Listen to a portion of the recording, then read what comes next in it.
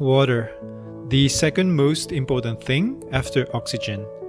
There's not a lot of disagreement that we need it every single day. It's literally the solvent of life. Every cell, every enzyme, every electrical signal in our body depends on it. But here's the thing. The idea that we all need to drink like 8 glasses of water a day, is that really wise? You've heard that one, right?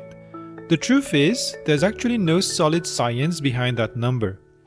It started in 1945 when the US Food and Nutrition Board recommended about 2.5 liters of water a day. But they also said most of it comes from food. That part was conveniently ignored, and the 8 glasses a day became gospel. It's one of those many things that were once said and then it stuck, although it was never grounded in any good science, or any science at all. So the first question is, how much water do we actually need? Some people say if you wait until you're thirsty, it's too late, you're already dehydrated.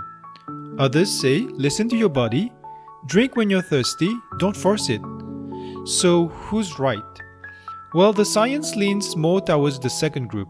For healthy adults, thirst is actually a reliable signal. Overhydration is a real issue, especially with endurance athletes, leading to a condition called hyponatremia, where your blood sodium gets dangerously diluted.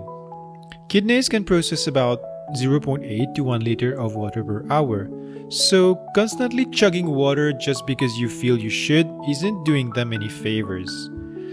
Personally, I drink about 1 liter of water a day, including my morning green tea ritual, and that works for me.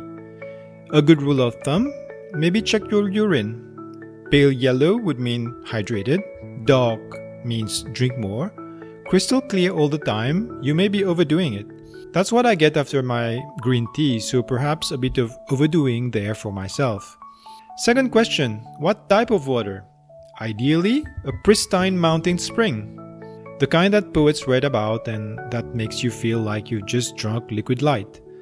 But since most of us don't have a Himalayan glacier in the backyard, we go with what we've got, tap water, filtered, or bottled. Fun fact, studies show that a lot of bottled water is actually just filtered tap water, sometimes less regulated than what comes out of your sink. Plus, microplastics are now being found in nearly all bottled water samples tested worldwide. Personally, I like to keep it simple. Carbon-filtered tap water. Reverse osmosis is great, but only if you remineralize it, because pure reverse osmosis water is so stripped down, it can actually leach minerals from your body over time. And yes, I've also played with energizing water, like putting it in sunlight, stirring it into a vortex, or placing it in copper or tensor rings. Do I feel an immediate difference? Hard to say, to be honest, but I do believe water can carry frequency and memory.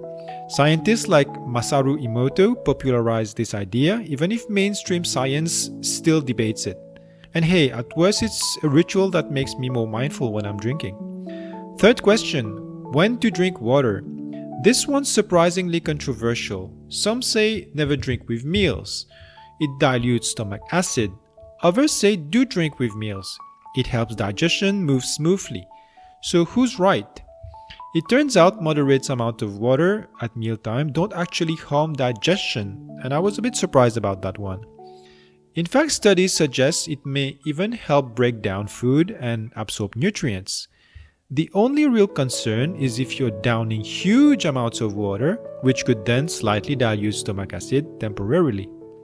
Personally, if I drink at all, I would go with some water maybe 15 to 30 minutes before meals, and not during. But if I'm having some hot tea at a Chinese restaurant, I don't exactly panic about it ruining my digestion. Balance, as always, seems to be the key. So maybe the real lesson is, don't obsess over a magic number like 8 glasses. Pay attention to your thirst and urine color.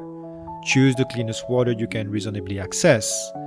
And if you like to energize your water with sunlight, vortexing, or even if you like to talk to your water, that intention itself might be nourishing, who knows?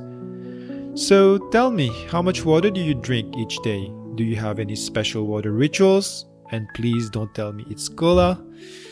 Okay, I'm not judging. Bye for now.